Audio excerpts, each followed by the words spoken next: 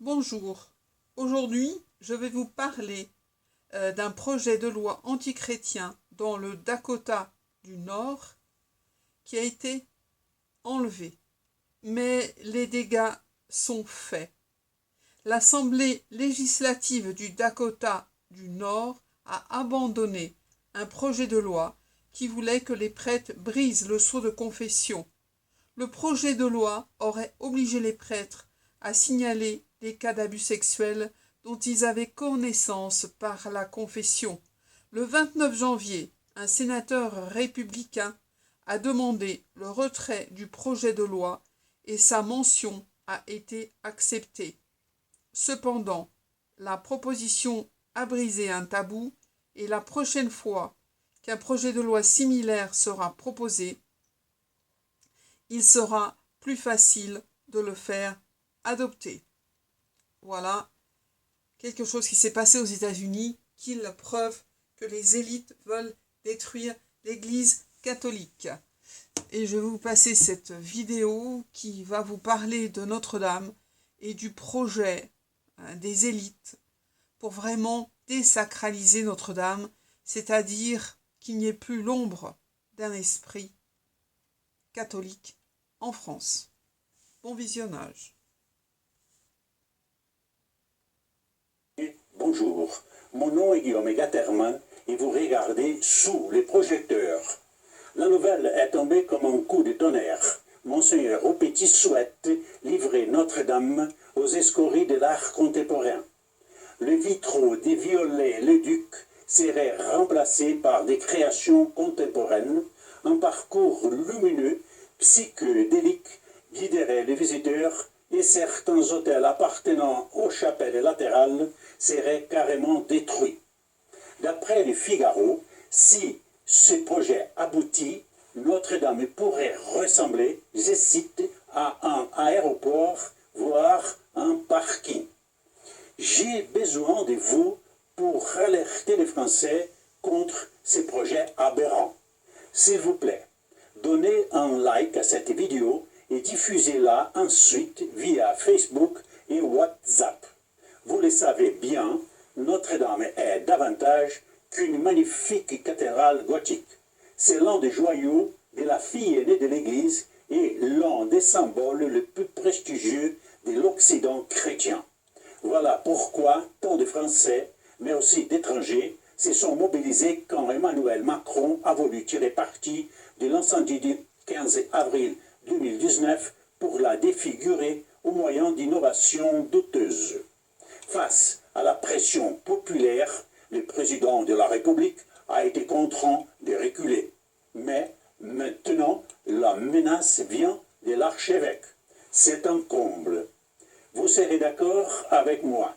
Travestir l'intérieur de Notre-Dame en le faisant ressembler à un hall d'aéroport, c'est contribuer à la désacralisation de la maison de Dieu. En projetant cela, Monseigneur Aupetit a-t-il conscience qu'il contribuerait directement à la décadence qui frappe notre pays et le monde chrétien avec lui? Je dois vous dire que ces mauvais coups me choquent d'autant plus qu'il est porté au moment où les catholiques luttent contre une restriction sans précédent de la liberté du culte. L'idéologie qui préside à l'art contemporain et qui anime ceux qui prétendent interdire l'assistance à la messe est la même. Piétiner le sacré et déconstruire notre héritage chrétien. Je compte sur vous pour diffuser cette vidéo d'alerte sur les réseaux sociaux.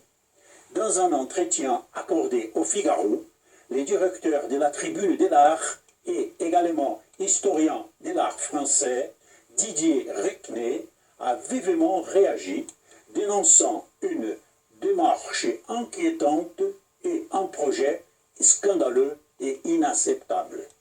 Je cite M. Reckney. Le clergé français a, dans les années 1960, interprété le Concile Vatican II en mettant en œuvre un vandalisme inédit depuis la Révolution française, au nom d'un modernisme douteux. C'est ainsi qu'il s'est débarrassé des chairs, des maîtres hôtels, des tables des communions innombrables.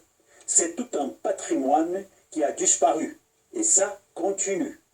On peut admettre que l'arrangement de Notre-Dame avant l'incendie était un peu erratique, avec de nombreuses chapelles fermées, mal éclairées et une circulation difficile. Que les travaux de rénovation soient l'occasion d'un nouveau départ, cela se conçoit, concède le directeur de la Tribune de l'Art. Mais n'oublions pas que tout ce patrimoine mobilier, tableaux, vitraux est protégé d'un point de vue légal et que la souscription levée pour les travaux l'a été faite pour la restauration et pas pour l'innovation. Elle ne saurait être utilisée pour installer du mobilier contemporain. Si Monseigneur Aupetit veut la guerre avec les défenseurs du patrimoine, il l'aura. La sagesse voudrait qu'il y renonce ou que le ministère de la Culture sonne la fin de la partie, conclut Didier Requenay dans un billet publié sur son site. Quel paradoxe insensé que celui-ci. L'Église torpille elle-même son héritage, contraignant l'État à venir au secours du patrimoine religieux. Pour le moment, Roselyne Bachelot a fait part de sa désapprobation quant au démontage des vitraux anciens. Mais le ministre de la Culture laisse la porte ouverte à l'ajout d'un mobilier moderne. Bien sûr, Avenue de la Culture se tient prêtre à mobiliser les Français si Monseigneur Aupetit s'obstine dans son projet scandaleux et si l'État lui donne finalement son feu vert. En attendant, je vous demande de diffuser massivement cette vidéo sur les réseaux sociaux. Merci et à bientôt.